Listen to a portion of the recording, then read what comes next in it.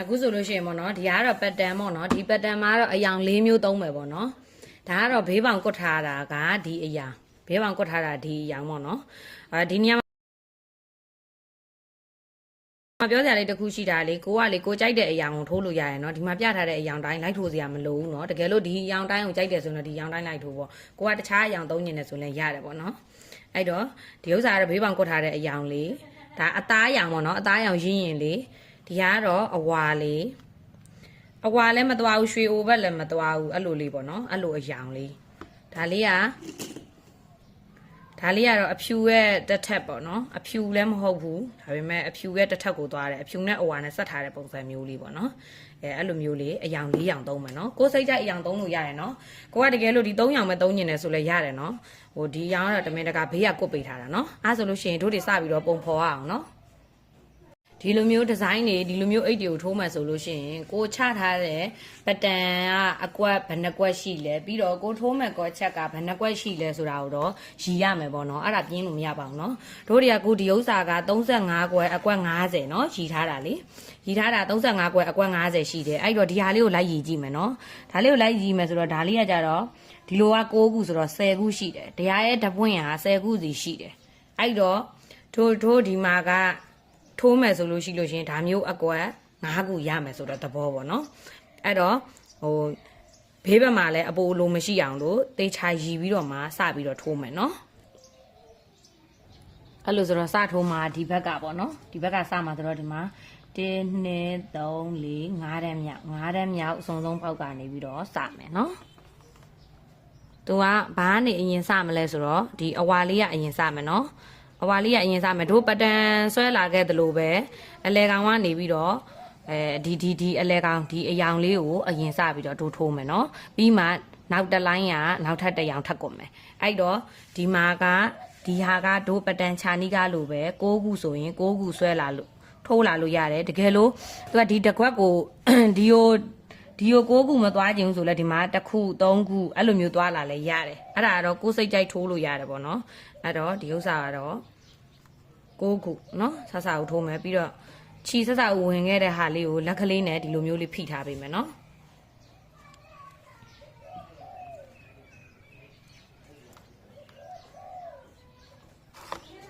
ကြိုက်တယ်လို့ရတယ်နော်ကြိုက်တယ်လို့ထိုးလို့ရတယ်အဲ့ဆိုလို့ရှိရင်6ခုအရင်ထိုးလိုက်မယ်နော်ပြီးမှတစ်ဖက်ပြန်ပတ်မယ်နော်ခုဆိုရင်ဒီမှာဒီလိုမျိုး6ခုရပြီနော်6ခုရပြီဆိုလို့ရှိရင်ဒီလိုမျိုးအဖူးလေးတွေပြန်ရအောင်လို့ crop ပြန်ခတ်မယ်နော်ဒါဆိုရင်တစ်ဖူးရပြီဒီလိုဆိုရင်2ဖူးရပြီအတိုင်းလေးအဆုံးထိဆက်သွားမယ်နော်အတိုင်းလေးအဆုံးထိဆက်သွားမယ်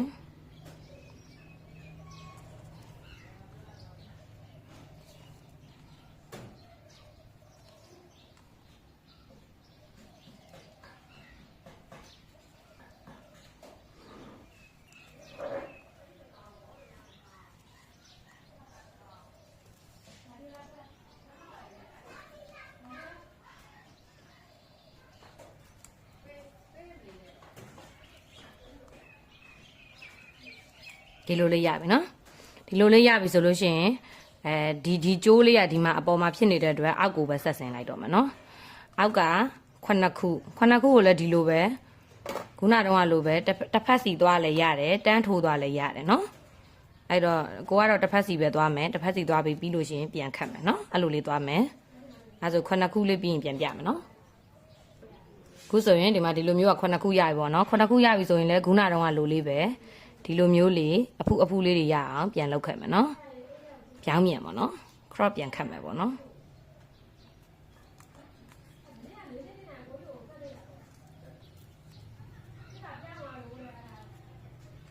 အဲဆိုလို့ရှိရင်ဒါလေးပြီးသည့်ထိဆက်ထိုးမယ်ဒီလိုမျိုးပေါ့နော်9 9 5 3 2 5 3 1အဲ့လိုပုံစံမျိုးလေးပြီးသည့်ထိအဲဆိုဆက်ထိုးပြသွားမယ်နော်တချမ်းပြီးအောင်ထိုးပြမယ်နော်ခုဆိုလို့ရှိရင်ဒီအောက်ပိုင်းလေးရတော့ဒီလိုမျိုးလေးပြီးသွားပြီပေါ့နော်အပေါ်ပိုင်းလေးကိုလည်းဒီလိုမျိုးပဲခုနကတော့ပုံစံတိုင်းလေးပဲဆက်ထိုးမယ်နော်ဆက်ထိုးမယ်ဆိုတော့သူကဒီလိုဒီကနေပြီးထိုးလာလဲရတယ်အောက်ကနေပြီးတော့ဒီအောက်ကနေပြီး9ခု5ခု3ခု1ခုထိုးလဲရတယ်ကိုကတော့ဒီကထိုးလိုက်မယ်ဘာလို့ဆိုတော့ဒီကနေပြီးတော့အချီကပြန်စမှာဆိုတော့လေ ဒီလိုပုံစံလေးပေါ့နော်လက်ကလေးကိုအောက်ကနေဖိထားပြီးတော့ခြေသားလေးကိုဖိထားနော်ခြေသားလေးကိုဖိထားပြီးတော့ဒီလိုမျိုးလေးတစ်ချက်ထိုးလိုက်တယ်ပြီးသွားရင်ဒီလိုမျိုးအောက်ကို3ခုလည်းဒီလိုပဲဒီဇိုင်းလေးလာမယ်ခုနကတော့လိုပဲသွားမှာနော်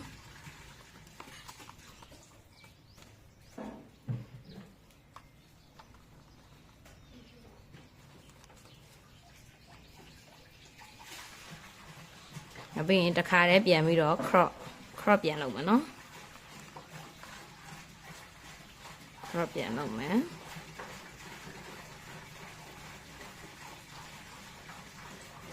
ဒီနေရာမှာအဖူးလေးတွေကိုလေဟိုဘက်ကထိုးလိုက်ဒီဘက်ကထိုးလိုက်မလုံးနဲ့နော်ဟိုဘက်ကထိုးလိုက်ဒီဘက်ကထိုးလိုက်ဆိုရင်ဒီအဖူးလေးတွေကမလှပါဘူးနော်တစ်ဖက်ဆိုတစ်ဖက်သွားတဒန်းဆိုတဒန်းသွားခုဥပမာပြောရမယ်ဆိုလို့ရှိရင်ကွာဒီလိုမျိုးတဒန်းသွားမလားဒီလိုမျိုးတဒန်းသွားမလားကြိုက်သလိုသွားလို့ရတယ်ဒီကောင်တွေကကြတော့ဟိုအကြီးအတွက်ကဘယ်ရသွားအတူတူပဲအဲ့တော့ကိုသွားကျင်တယ်လို့သွားလို့ရတယ်ပြီးဟိုဘက်ထိုးလိုက်ဒီဘက်ထိုးလိုက်မဟုတ်ချင်ပြီးရောတဒန်းစီသွားအဲ့ဒါဆိုလို့ရှိရင်လှလိမ့်မယ်နော်ဟိုဒီလိုသွားလိုက်ဟိုလိုသွားလိုက်သွားရင်ကတော့ဒီအဖူးလေးတွေကမလှဘူးเนาะအဲ့လိုတော့ဖြစ်တတ်ပါတယ်အဲ့ဒါလေးတော့တစ်ချက်သတိထားရမယ်ပေါ့နော်ဟိုဆိုလို့ရှိရင်ဒီလိုပုံစံမျိုးလေးပေါ့အဲ့ဆိုလို့ရှိရင်ဒီအောက်ကို9ခု9ခုဆက်ထိုးလိုက်မယ်နော်9ခုလဲ9တန်းလဲဒီလိုပဲဒီဇိုင်းလေးသွားမယ်ပြီးရင်ပြန်အုပ်လာခဲ့မယ်ဒီအောက်က9ခုကိုလည်းဒီလိုပဲဒီဇိုင်းလေးသွားမယ်ပြန်အုပ်လာခဲ့မယ်ဒါဆိုရင်ဒီ diamond ပေါ့အလဲကောင်းဟာလေးပေါ့နော်အဲ့ဒါလေးရမယ်ပေါ့နော်အဲ့ကြမှာတစ်ခေါက်ပြန်ပြပေးမယ်နော်ခုဆိုရင်ဒီမှာဒီအလဲကောင်းဟာလေးတစ်ခုပြီးသွားပြီပေါ့နော်လဲကောင်းဟာလေးတစ်ခုပြီးသွားပြီဆိုရင်ဒီ pattern ကြည့်တဲ့သဘောတရားဒီလိုပေါ့နော်လိုလဲဆိုတော့ဒီမှာဒါဆိုလို့ရှိရင်ဒီမှာပြီးသွားပြီပြီးသွားရင်ဒီမှာတစ်ခုကြော်မယ်တစ်ခုကြော်ပြီးရင်လည်းဒီလိုပဲဆက်ထိုးမှာတစ်ခုကြော်မှာဆက်ထိုးမှာဆိုတော့တို့တွေကကျန်တဲ့ဟာတွေကိုအသာထားအောင်လောလောဆယ်ဒီအကွင်းလေး9ကွင်းကိုအရင်ပြီးအောင်ထိုးမယ်ဒီလိုမျိုးလေး9ခုပေါ့နော်ဒီလိုမျိုးလေး9ခုကိုအရင်ထိုးမှာဖြစ်တဲ့အတွက်ဒီမှာကဒီနားမှာစုံသွားပြီပေါ့နော်ခုဒီနားလေးကိုရောက်သွားရပေါ့နော်နားလေးကိုရောက်သွားပြီဆိုလို့ရှိရင်တစ်ခုကြော်ပြီးတော့ဒီလိုမျိုးပဲ6ခုဆက်ထိုးမယ်နောက်တစ်ခါတစ်ခုကြော်ပြီးဒီလိုမျိုး6ခုဆက်ထိုးမယ်တစ်ခုကြော်နဲ့ဒီလိုမျိုးဆက်ထိုးသွားပြီးသွားလို့ရှိရင်အပေါ်နဲ့အောက်နဲ့ကိုပြန်ဖြည့်ခဲ့မယ်အဲ့တော့ဒါဆိုရင်ခုဒီလိုမျိုးလေးရောက်နေမို့လားဒီလိုမျိုးလေးရောက်နေတဲ့ဥစ္စာကိုဒီမှာတစ်ခုကြော်မယ်တစ်ခုကြော်ပြီးဒီအပေါက်မှာပြန်ထိုးမယ်ဒီလိုပုံစံမျိုးပေါ့နော်ရောက်တဲ့နေရာကနေပြီးတော့ဆွဲသွားလို့ရတယ်နော်ဒီလိုပုံစံမျိုးလေးရမယ်အဲ့ဒီကနေပြီးတော့ဒီမှာ6ခုထိုးမယ်6ခုထိုးပြီးသွားလို့ရှိရင်ဒီလိုမျိုးပဲခုနထိုးလာခဲ့တယ်လို့ပဲ9ခု5ခု3ခု1ခုအဲ့လိုမျိုးအပေါ်နဲ့အောက်နဲ့ကိုထိုးရင်ထိုးဒါမှမဟုတ်လို့ရှိလို့ရှိရင်လည်းဒီလိုတစ်ခွက်စီထိုးသွားလဲရတယ်ဒါမှမဟုတ်လို့ရှိရင်လည်းနောက်တစ်ခွက်ကိုကူးဖို့အတွက်ကိုတစ်ခုကြော်ပြီးတော့လည်းအဲ့လိုမျိုးလည်းဆက်သွားလို့ရတယ်ဒါကတော့ကိုယ်စိတ်ကြိုက်ဖြစ်သွားပြီဒီလိုပုံစံမျိုးလေးနောက်ထပ်ဒီဘက်ဘေးမှာက1ခု2ခု3ခု4ခု5ခုဆိုတော့နောက်ထပ်4ခုထပ်ထိုးရမယ်ပေါ့နော်အဲ့ဆိုလို့ရှိရင်4ခုဆက်ထိုးမယ်4ခုဆက်ထိုးမယ်ဆိုတော့ခုနတုန်းကလိုပဲဆက်သွားမှာဆိုတော့မပြတော့ဘူးအဲ့တိုင်းပဲဆက်ထိုးမယ်နော်အဲ့တိုင်းပဲဆက်ထိုးမယ်ခုနတုန်းကလိုပဲဒီလိုမျိုးလေးတစ်ချမ်းဆောင်လေး6ခုထိုးမယ်ထိုးခု6ခုပြီးသွားလို့ရှိရင်ပြန်အုပ်တာတစ်ခါပြန်လာမယ်ပေါ့နော်အဲ့လိုပုံစံမျိုးဆက်သွားမယ်အဲ့ဆိုလို့ရှိရင်ဒီ9ခုပြီးသွားကမှပဲပြန်တွေ့တော့မယ်ဒီလိုမျိုးပုံစံအတိုင်းပဲဆက်ထိုးမှာဆိုတော့ဗီဒီယိုရှင်မှာဆိုလို့မပြတော့ဘူးเนาะဒီလိုမျိုးပဲဆက်ထိုးသွားမယ်เนาะခုဆိုလို့ရှိရင်เนาะဒီမှာပေါ့เนาะဒီလိုမျိုး9ခုရပြီပေါ့နော်9ခုရပြီဆိုလို့ရှိရင်နဘေးကိုကိုဖို့ကတခြားအယောင်တစ်ခုကိုဆက်လိုက်မှာเนาะဆက်လိုက်မှာဆိုတော့ဒီအနီတန်းလေးနေရာကိုကိုရီးယားအနက်3မှာပေါ့เนาะအနက်3မှာဆိုတော့သူကကြတော့ဒီလိုသွားမယ်ဘေးဘက်တွေအပေါ်ထိပ်ဒါကကြတော့အပေါ်ထိပ်မှာနေရာမရှိတော့ဘူးဘေးဘက်ကနေပြီးတော့စသွားမယ်ပေါ့နော်အဲ့တော့ဘေးဘက်ကိုဝင်မယ်ပေါ့နော်အနက်ကလေးတွေကိုသူကတော့ဒီမှာတခါတည်းအပီးပြန်တုတ်ခဲ့လဲရတယ်အဲ့ဒါတော့ပိုကောင်းတယ်ပေါ့နော်ဒီဥစ္စာကတော့ဒီဘက်ကိုပြန်လာတရားရှိတော့ဒီလိုမျိုးသွားလို့ရတယ်ပေါ့နော်ဒီလိုသွားမယ်ဘေးဘက်ကလေးတွေကိုသွားမယ်ဘေးဘက်ကလေးတွေကိုဒီလိုလေးသွားမယ်နော်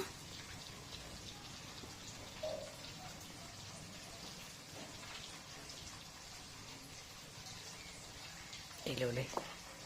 ပေါ့နော်အဲ့လိုလေးရနေပြီဆိုရင်ခုနကတော့လိုပဲ crop ပြန်အုပ်မယ်ဒီလိုလေးခုမှမီးရထားလာတော့ဘာလုပ်ရမှာလဲဟုတ်တယ်နော်အဲ့တော့ဒီ ဒီလိုလေးသွားမယ်နော်ရေးတဲ့အကျွတ်သွားတယ်ရေးတဲ့အကျွတ်သွားပါတယ်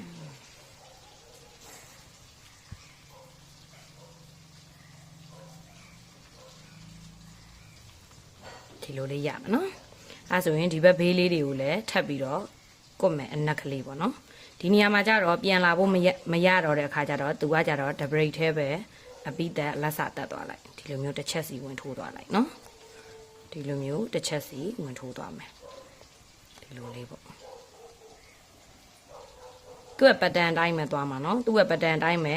တို့တွေ6ခု9ခု9ခု5ခု3ခု1ခုပြီးသွားတာ ਨੇ နဘေးမှာအယောင်လေးတွေလိုက်ကိုတလို့ပဲသူ့ကိုလည်းဒီလိုပဲဆက်ပြီးတော့ထိုးရမယ်နော်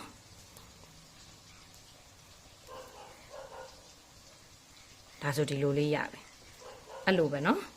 ဒီဘက်ကိုလည်းဒီလိုကွတ်မယ်ဒီဘက်ကိုလည်းဒီလိုမျိုးအဝိုင်းလေးတွေကွတ်သွားမယ်သူ့ရဲ့ pattern ကိုပြန်ကြည့်လိုက်နော်သူဒီမှာအနီရောင်ချထားတဲ့ဟာလေးတွေထဲမှာဒီအနက်ရောင်လေးကိုဝင်ထိုးပြီးရမယ်နော်အဲ့ဆိုလို့ရှိရင်ဒီဘက်တွေကိုလည်းဆက်ပြီးတော့အဲ့လိုတစ်ခုစီလိုက်ကွတ်သွားမယ်နော်ခုဒီနေရာကိုရောက်ပြီဆိုလို့ရှိရင်ဒီအပေါ်ကိုတက်မယ်နော်ဒီအပေါ်ကိုတက်မယ်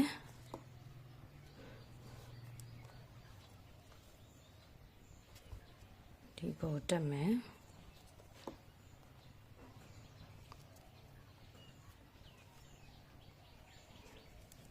ပြီးရင် crop ပြန်အောင်မယ်နော် crop ပြန်အောင်မယ်ပြီးသွားရင် तू ကဒီဘက်ဘေးကိုလည်းဒီလိုမျိုးလေးကမှဖြစ်တဲ့အတွက်ဒီဘက်ကိုပြန်တက်သွားမယ်နော်ဒါကတော့ကိုအစင်ပြေသလိုဝင်ပြီးတော့ထိုးလို့ရရယ်နော်အခုဒီကနေပြီးထိုးပြသွားလို့ဒီကိုအရင်ထိုးရမယ်လို့ပြောတာမဟုတ်ဘူးနော်ဒီအောက်တွေကိုလည်းကြိုက်တဲ့နေရာကနေပြီးတော့ဝင်ပြီးတော့အရင်ထိုးလို့ရတယ်နော်အဲ့တဘောပါပဲအခုဆိုရင်ဒီဘက်ကိုလည်းဒီလိုမျိုးလေးပဲတက်သွားမယ်တက်သွားပြီးရင်ဒီလိုလေးပြန်ပြီးတော့ပဲ crawl လေးအုပ်ခဲ့မယ်ကဲခုဆိုလို့ရှိရင်တော့ဒီလိုမျိုးလေးအနက်ကွတ်ထားလေးတဝိုင်းပြီးသွားပြီပေါ့နော်အဲ့လိုမျိုးအနက်ကွတ်ထားလေးဝိုင်းတာကိုဒီအဝိုင်း9ဝိုင်းစလုံးအကုန်ဝိုင်းသွားမှာပြီးသွားလို့ရှိလို့ရှိရင်ဒီ pattern ထဲမှာပြထားသလိုပဲဒီမှာနော်ဒီအနီချထားတဲ့ဟာလေးတွေကအောက်ကအကုန်ဒီအနက်ကလေးတွေထိုးသွားမှာအဲ့တော့ကိုကခုဒီမှာဝိုင်းနေတယ်ဆိုရင်ဝိုင်းသွားအပြီးတကယ်လို့မဝိုင်းသေးဘူးဒီထိုးရမယ်ဥစ္စာလေးတွေကိုလည်းလိုက်ထိုးခဲ့မယ်ဆိုလို့ရှိရင်ဒီတိုင်းလေးဆက်ထိုးမယ်ပေါ့နော်ဥပမာဒီမှာဆိုလို့ရှိရင်ဒီအလဲကောင်ပေါ့နော်ခုဒီနားကိုရောက်နေတာဆိုတော့ဒီမှာသူကဒီအောက်ကဒီမှာလောလောဆယ်ဒီထိထိုးပြီးသွားပြီနော်ဒီအထိအပြီးထိုးပြီးသားဒီထိပြီးထိုးပြီးသားဆိုတော့ဒီနားအထိပေါ့တကယ်လို့အဲ့ဒါကိုကဒီမှာ1 2 3 4 5 6နော်6ခုအဲ့ဆိုတော့ဒီမှာ1 2 3 4 5 6ကိုကဒီအနက်ကလေးကိုစင်းထိုးလာခဲ့ခြင်းတယ်ဆိုလို့ရှိရင်လည်းထိုးလာခဲ့တကယ်လို့ကိုကစင်းမထိုးလာသေးဘူးဒီဘက်ကိုပဲဝိုင်းမယ်ဆိုလဲဝိုင်းပါနော်ကြိုက်တယ်လို့လုပ်လို့ရတယ်တကယ်လို့ကိုကဒီအောက်ကိုစင်းထိုးမှာဆိုရင်တော့6ခု1 2 3 4ဒီမှာနော်4 1 2 3 4ဒီလိုမျိုးလေးသွားမယ်နော်5ဒီလိုမျိုးလေးသွားမယ်6ခုနော်အဲ့လိုထိုးခဲ့လဲရတယ်ကြိုက်တယ်လို့လုပ်လို့ရတယ်ပတန်ကိုကြည့်ပြီးတော့ထိုးဖို့ပဲလိုပါတယ်လောလောဆယ်တော့ဒီ9ခုအဝိုင်းအဓိကပေါ့နော်ဒီ9ခုအဝိုင်းနဲ့ဒီပေါ်တက်ထားနဲ့ဒီအောက်ကိုဆင်းတာနဲ့ကိုပဲအရင်လုပ်ရင်လုပ်ခဲ့လိုက်ပေါ့နော်အဲ့လိုမျိုးသွားလို့ရပါတယ်ဒါဆိုလို့ရှိရင်တို့တွေအဆုံးထိဒီတိုင်းလေးဆက်ထိုးရအောင်နော်အဲ့ဆိုရင်မပြတော့ဘူးဒါလေးတွေကတော့သူ့ရဲ့ဒီဘက်ဘေးလေးတွေကိုဝင်ပြီးတော့ဒီလိုမျိုးတစ်ချက်စီထိုးမှဖြစ်တဲ့အတွက်ဒါမပြလို့ရပြီပေါ့နော်ဒီပတ်တန်ကိုပဲသိချာကြည့်ပြီးတော့ထိုးသွားရင်အဆင်ပြေပါတယ်နော်အဲ့ဆိုလို့ရှိရင်ဒီတိုင်းလေးဆက်ပြီးတော့တို့တွေအနက်ကလေးတွေလိုက်ကုန်မယ်နော်နက်ကလေးတွေလိုက်ကုန်မယ်နက်ကလေးတွေလိုက်ကုန်ပြီးသွားလို့ရှိရင်တစ်ခေါက်ပြန်ပြပေးမယ်နော်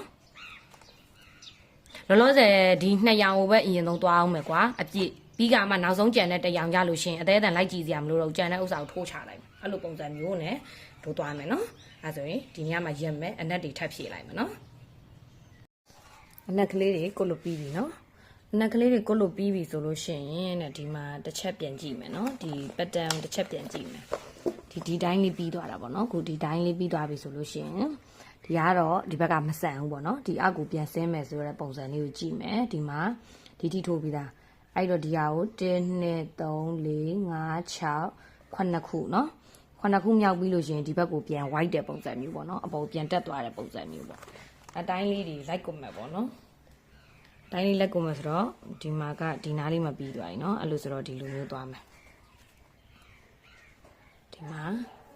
1 နဲ့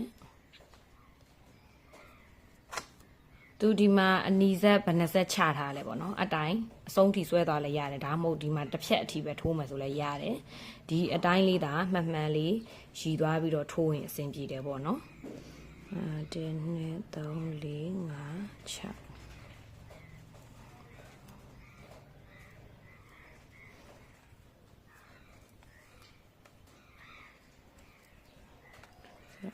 တင်းနဲ့3 4 5 6ဒီလိုလေးသွားမယ်ဒီလိုလေးဖြစ်မှာပေါ့နော်ကြတော့မှဒီနှစ်ဘေးကတင်းနဲ့3 4 5 6ဒီလိုပုံစံလေးဒီမှာတင်းနဲ့3 4 5 6ခုဒီဘက်ကိုပြန်သွားမယ်တင်းနဲ့3 4တင်းနဲ့3 4 5 6ခုခွန်ပြီးရင်ဒီဘက်ဘေးဘက်ကို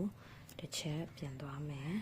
။အဲကြတော့ဒီအလဲကောင်မှာ6ခုကျန်ခဲ့မယ်။ဒီမှာ6ခု1 2 3 4 5 6ဒါဆိုမှန်သွားပြီပေါ့နော်။မှန်သွားပြီဆိုလို့ရှိရင်သူကတဖြည်းဖြည်းနဲ့နဘေးကိုအပေါ်ကိုတစ်ချက်စီပြန်တက်မှာ။ပြီးမှပြန် cross အောင်မယ်နော်။ဒါဒီလိုမျိုးနားလည်အောင်လို့သဘောပေါက်အောင်လို့ပြောပြရတဲ့သဘောဒီလိုမျိုးလေးဒီလိုပုံစံမျိုးလေးတစ်ခန့်ဘယ်လိုလေးရမယ်နော်။အဲ့ဆိုရင်ဒီဟာလေးကို crop ပြန်အုပ်လိုက်အောင်မနော်ပြီးမှပြန်ကြည့်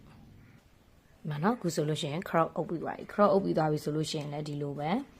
ဒီမှာပြန်ကြည့်မယ်နော်ခုဆိုရင်ဒီဟာပြီးသွားပြီနော်ဒီဘက်ကိုကကြတော့ copy သွားပြီဆိုတော့ဒီကိုပြန်ကြည့်မယ်ဒီကိုကြတော့1 2 3 4ဒီကောင်လည်းဒီလိုပဲ4ခုအပေါ်ကိုစောင့်တက်မယ်ရောက်တဲ့နေရာနေပဲဆွဲယူလိုက်ရတယ်နော်ဒီလိုမျိုး1ဒီမှာ